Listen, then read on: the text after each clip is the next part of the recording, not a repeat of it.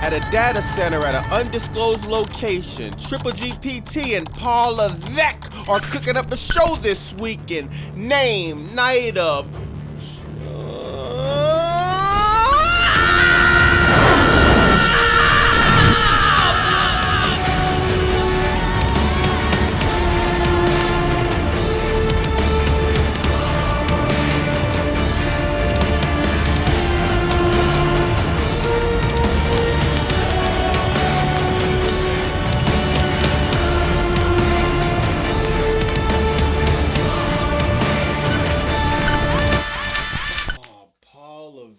Night of Champions is this weekend, and boy, I tell you, I can't wait for Obafemi and Jey Uso. I can't wait for Tiffany Stratton and Jade Cargill. I can't wait for Trick Williams and Ricky Saints. God, this card is so trash. Night of Champions is gonna be as entertaining as, I don't know, sitting in traffic for half the day. Oh, this card is a waste. The closer we get to Night of Champions, the more it seems obvious that Triple H is about to book Jey Uso to beat Obafemi. This is crazy, man. The overbooking of Jey Uso has really gotten to the point where it became unbearable. I don't know anybody watching this that wants to see Cody Rhodes and Jey Uso fight for the Undisputed Championship at SummerSlam. All the work they've done building Obafemi into this unstoppable monster is close to being flushed down the toilet. I don't care what happens this weekend. There is no way you could convince me that Obafemi could beat Brock Lesnar at WrestleMania in a squash match, take about 100 F5s, but can't beat Jey Uso? This is insane. Now, we all know Crackdown was taped on Tuesday and it's gonna air on Friday, so I'm not gonna spoil everything for y'all, but there's some leaked news that's pretty concerning. According to K-Side Seats, WWE practically gave away the ending of the King of the Ring tournament by heavily teasing a future feud between Jey Uso and Cody Rhodes during the Crackdown taping, including another tense face-off and Jey surprising Cody with a super kick. It points out that Rhodes and Uso have years of shared history as allies, tag team champions, and now bloodline rivals, making them a natural marquee match for SummerSlam. Yeah, right. Now, like I said, I'm not gonna do too much and spoil whatever happened on Crackdown Tuesday. We'll talk about it when we watch the show on Friday, but in a nutshell, the show sucked! And the only thing good about it was it's the last 3-hour show we got to deal with for some time. So, you know, they had to put on a stinker. I was seeing so many videos on X and online about how WWE is struggling to sell tickets in London. Man, it's incredible the amount of tarps that these guys are using to cover the stadium. Should be illegal if you ask me.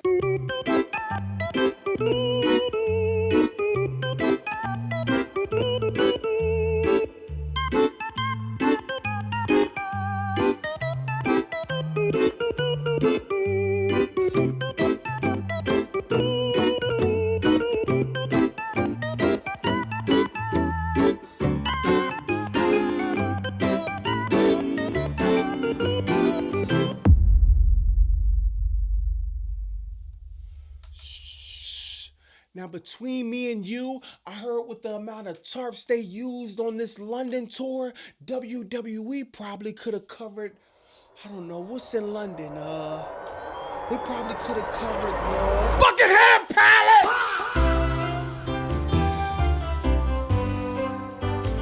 Somebody call King Charles and Queen Camilla and tell them that the Fed should never be invited back to London after putting on some of the most boring WWE shows in history. People on X were even complaining that these were some of the worst shows they've ever seen in London. I can't even make this up. Now, we all know AEW likes to be unpredictable. Tony Khan likes to throw a curveball here and there, just like MJF losing the title to Darby Allin in a squash match on a random Dynamite. But we're gonna act like that didn't happen because I'm gonna be honest, I gotta take the good with the bad. I gotta respect TK for sometimes taking a risk on some booking decisions. Man, AEW likes to throw curveballs, but seems like WWE likes to pull a fast one when they can. Y'all know the $3 billion of debt TKO getting in so high that they decided to flat out lie to the people by making them think they could buy a collector's item steel chair from War Games 2022, which is a great idea if you're an idiot. But what makes it worse is that the entire women's War Game match in 2022, there wasn't a single chair used. Wow. How does this mistake even happen?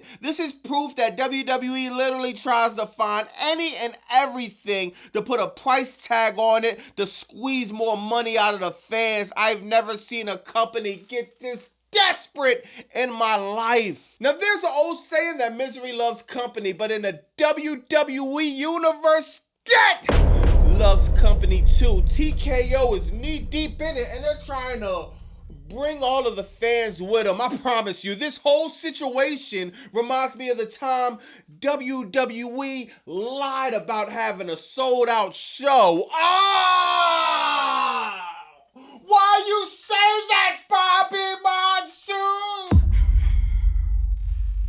Because this company keeps lying about things. Oh, why you say that, Bobby Monsoon? Exclusively on BobbyMonsoon.com. Y'all asked for it and it's here.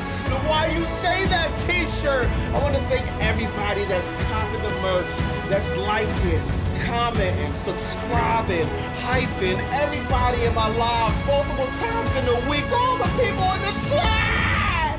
I want to thank everybody, man. Y'all really helped the channel grow. Thank you from the bottom of my heart. BobbyMonsoon.com. And Why You Say That shirt now. Back to the content. Dynamite started off with the Death Riders fighting Bandito and Mystico. This was a fire match, man. You got that boy Brody King out there, almost 300 pounds, moving like a luchador, somebody like that, man. He's bouncing off the top rope, doing some crazy moves to Jon Moxley, Claudio Castagnoli, but it wasn't enough. The Death Riders was able to come out on top. Now, I don't know. We might get Hill Moxley back. He wound up grabbing the title. I think he hit Brody King in the back of the head with it, and they was able to get the win like that. Only thing is, he's not going to be able to do that when he has this match this weekend with Bandito. I think this is a fire match, man. This is a fun match to start off Dynamite. After that, you got Harley Cameron in a surprising win, beating Marina Shafir to become one of the contestants in the Survival of the Fittest for the TBS Championship. This was cool, man. It was kind of surprising that Marina Shafir lost. I feel like Marina Shafir loses a lot of her one-on-one matches, man, especially when they mean something. But I knew Tony Schiavone, as soon as he said, oh, man, he said something to the effect of, oh, Harley Cameron getting redemption for Willow. I was like, oh, they probably going to have Harley Cameron win. Now, I don't know who's going to win this Survival of the Fittest match, but I'm hoping that Persephone or maybe Hazuki could get a shot at the TBS Championship, but we'll see how it plays out. After that, you got a match with Ospreay and ELP, man. Now, I'm not sure who ELP was. A lot of people was telling me he got good work on the Indies. I like the match he did with Ospreay, so I'll stay updated on whatever he got coming up next. But Ospreay, once again, you know, he always put on good show. He always put on a good match. Not to mention, this Dynamite card was stacked like a pay-per-view. We had like 8 matches. We had a promo segment at the end with Team the Don Callis family, MJF, and Team Briscoe. We had a lot going on. So literally, as the match was ended, the entrance music was coming on for this match. So as Will Ospreay, as he's getting done his match, you hear Whose House? Swerve coming out right after that, man. And it was about to be a little bit altercation, but nothing really happened. Swerve Strickland goes on to fight Danny Garcia, man, and this was a solid match again. Swerve Strickland, he's just getting warmed up for his big match with Will Ospreay, man. After the match, Swerve Strickland was about to go rogue again, bro. He tried to snap Danny Garcia an arm for whatever reason. But luckily, man, Will Ospreay, Death Riders, was able to come out and stop any damage from happening. But unfortunately, Will Ospreay still gets hit with a house call. Danny Garcia gets hit with a vertebrae that left him almost having a mini seizure in the ring, man. This is crazy. After that, you got a promo from MJF and the Don Callis family. The squad was in the building, y'all.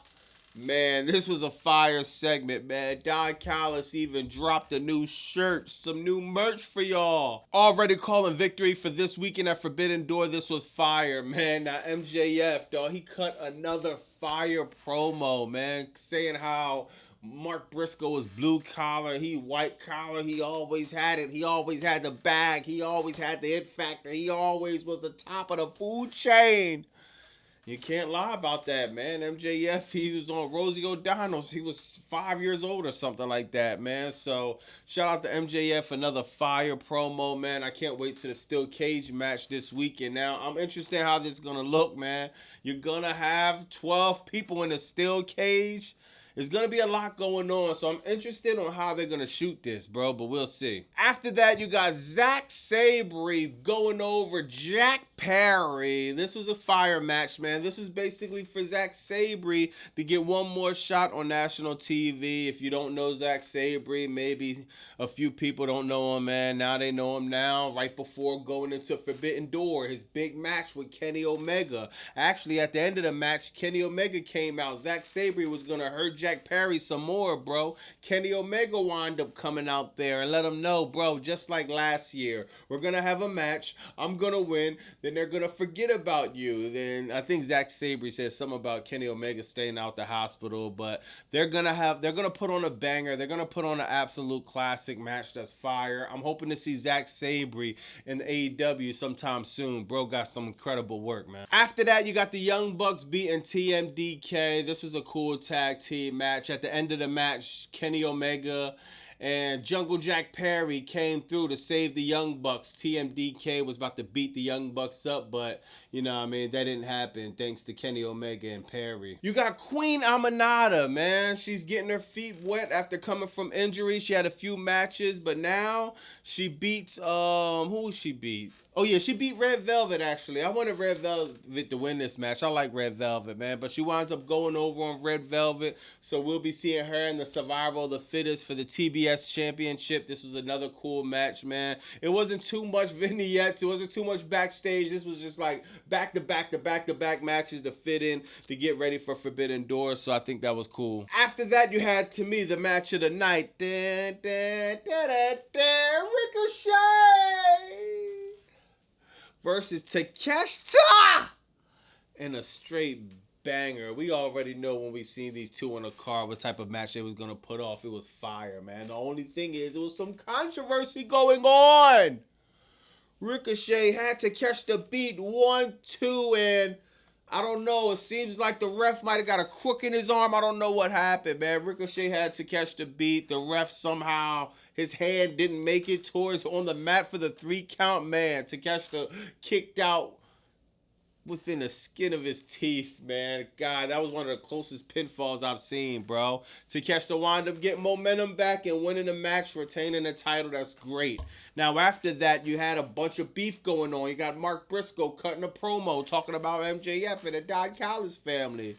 Now, this caused the big fight, man. This was basically a setup to the steel cage match. You had Darby Allin, Kevin Knight, Okada, Takeshita. You had everybody in the ring. You had you actually had a mistake happening too. Man, MJF grabbed the Dynamite Dynasty Diamond Ring and was about to clock somebody with it. I forgot who Andrade was holding up, but whoever it was, he ducked, snuffed Andrade with the ring. Now, I know Andrade, I know you're going to want a receipt, but you need to listen to my OG. Fall back, bro. Go take that snuff you did and just take it on the chin, man. We got bigger fish to fry, Andrade. But let me know in the comments what you think about that. As I said, this Dynamite was rapid fire, man. Back to back to back to back matches. If you ask me, I don't have no complaints about that, to be honest. Especially coming off of Raw on Netflix. That wasn't the worst show in the world. It was a cool show. It just had 100,000 ads, sponsors, and commercials that completely kill the flow of the show. At least Tony Khan, he stuffed a lot of matches on one card, but at least the flow of the show was there. I can't complain on that. Saturday we got Collision. I might gotta tap into Oh yeah, I forgot. We got Night of Champions. So I might gotta tape Collision on DVR and watch it after Night of Champions while I'm editing. But let me know in the comments what you think about that.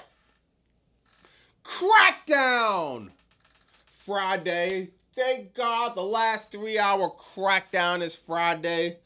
I'm pumped up for that. We won't have to deal with an hour of agony any longer. But let me know in the comments what y'all think about that. I see y'all on Crackdown. Then we got Night of Champions. Then we got Forbidden Door. And then we got Raw. Back to back to back to back. You know what I mean? Y'all know I'm going to be tapping in. So it's Bobby Monsoon 215. Like, comment, subscribe. Blah!